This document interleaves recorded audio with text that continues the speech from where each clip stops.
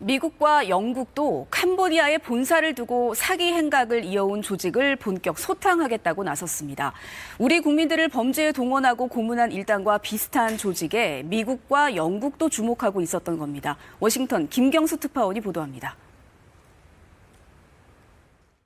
미 재무부 해외자산 통제국과 금융범죄 단속 네트워크는 현지 시각 14일 영국 정부와 협력해 미국 국민들과 동맹국 국민을 표적으로 삼은 범죄 조직에 대한 대응 조치에 나섰습니다. 제재 대상은 캄보디아에 본사를 두고 있는 프린스 그룹으로 재무부는 천지 회장을 비롯한 이 그룹과 관련한 146건의 제재를 시행한다고 밝혔습니다. 이들은 캄보디아 등에서 카지노와 불법 사기 센터로 사용되는 단지를 건설하고 대리인을 통해 운영에 관여하고 있는 것으로 조사됐습니다. 베센트 미 재무장관은 이들에 대한 제재를 발표하면서 초국가적 사기의 급속한 확산으로 미국 시민들이 수십억 달러의 피해를 입었다면서 미국인을 약탈 범죄로부터 지키기 위한 노력을 계속 해나갈 것이라고 밝혔습니다. 영국 정부도 프린스그룹 천지 회장과 그 일당이 소유한 런던의 저택과 다수의 아파트 등 부동산도 즉각 동결 조치했습니다. 범죄 조직의 수장으로 알려진 천지는 1987년 중국에서 태어나 캄보디아 국적을 취득했고 키프로스와 바누아투 시민권을 사들인 것으로 추정됩니다. 이 밖에 사이버 범죄자들의 수익금을 세탁해준 것으로 보이는 캄보디아의 금융서비스 기업 후이원 그룹도 미 재무부의 제재 대상에 올랐습니다. 이들이 세탁한 불법 자금은 5조 7천억 원 규모로 이 중에는 북한이 해킹한 가상화폐도 포함되어 있다고 미 재무부는 설명했습니다.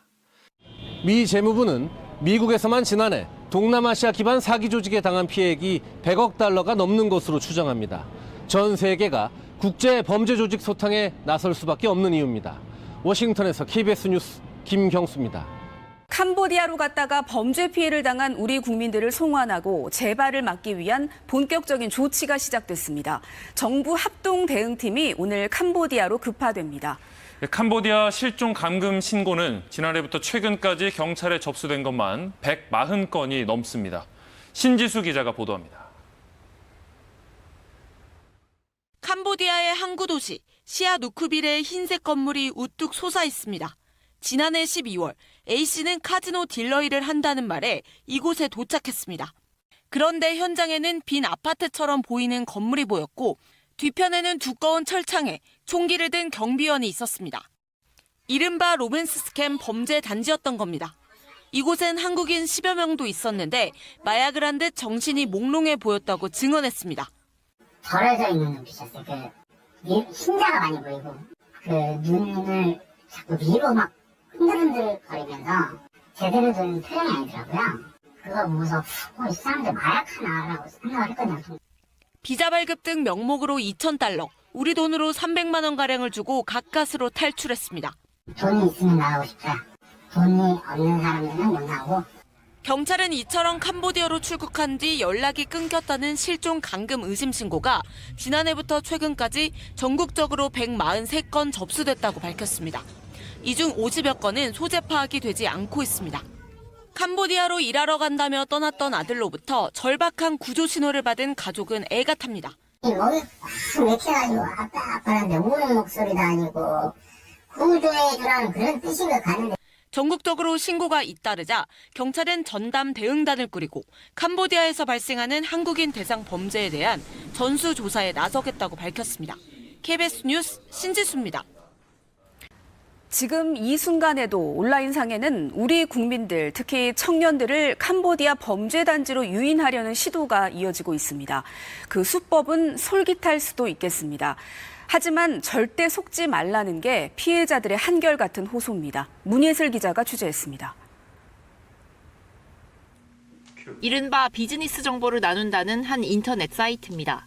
개인장, 법인장 구매, 즉 개인 통장, 법인 통장을 구매한다는 홍보글이 눈에 띕니다. 이들은 자신의 계좌를 가지고 출국하면 얼마 뒤 수천만 원을 정산해준다고 유혹합니다. 최근 캄보디아 사태를 의식한 듯 자신들은 다르다고 강조한 글도 보입니다.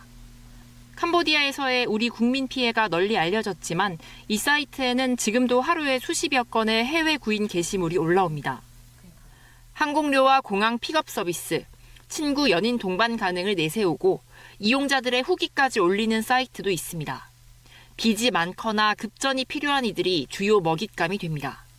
대부분 가는 사람 다 신용 부서진 사람들이거든요. 금융권 대출이 안 나오고요. 그러니까 이제 뭐 어쩔 수 없이 불법이 아니라고 강조하지만 보이피싱 자금이나 불법 자금 그런 거는 전혀 아니라고 얘기를 하니까.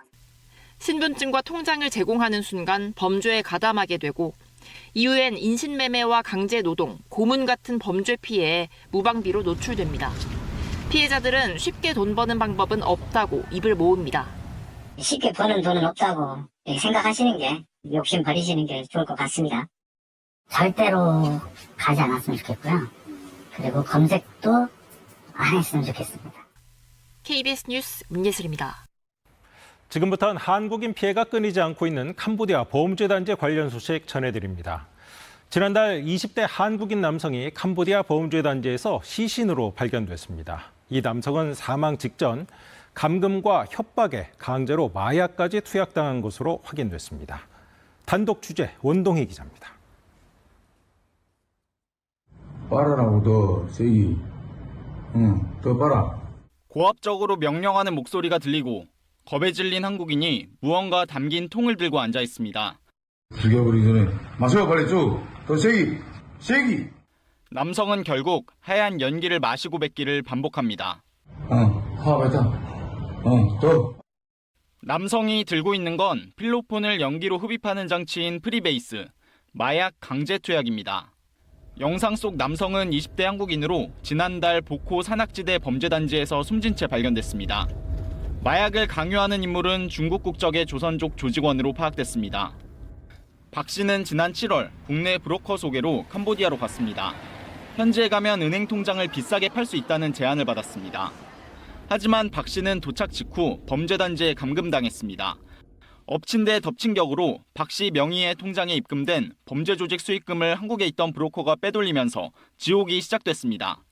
이번엔 이거까지 들어왔나? 추장이 지침대로 일단은 OTP도 재발급하라 해서 다 재발급하고 다 넘겨줬습니다. 사망 2달째 유족 요청에도 부검이 지연돼 장례도 치르지 못하고 있습니다. 외교부는 캄보디아 당국과 협조해 상황을 지켜보고 있다고 했지만 현지 수사는 제자리 걸음입니다. 경북경찰청은 박 씨를 캄보디아로 넘긴 대포통장 조직원 일부를 검거하고 수사를 이어가고 있습니다. KBS 뉴스 원동입니다. 캄보디아에서 벌어지고 있는 이런 충격적인 상황은 지난해 KBS 보도로 세상에 드러났습니다. 당시 현지 경찰이 다대적으로 단속했지만 저희 취재 결과 범죄 단지는 1년 새 더 외진 곳으로 들어가 더 악랄해졌습니다. 캄보디아에서 납치되는 한국인도 급증하고 있습니다. 이원희 기자가 단독 보도 이어갑니다. 지난해 KBS가 연속 보도한 캄보디아의 대형 범죄단지 실태. 돈을 벌 수 있다는 광고에 캄보디아를 찾은 한국인을 납치, 감금, 고문하는 현장이 확인됐습니다. 벨트를 풀어서 사람을 저렇게 때립니다. 손발에 수갑을 쳐놓고요. 우리 영상을 보여주면서 너도 똑같이 이렇게 전기로 지질 거다. 이후 캄보디아 당국의 대대적 단속으로 보도된 범죄단지 3곳은 모두 문을 닫았습니다. 하지만 경찰 단속에도 범죄단지들은 여전합니다. 20대 한국인 남성이 숨진 채 발견된 보코산 인근 지역에서만 대형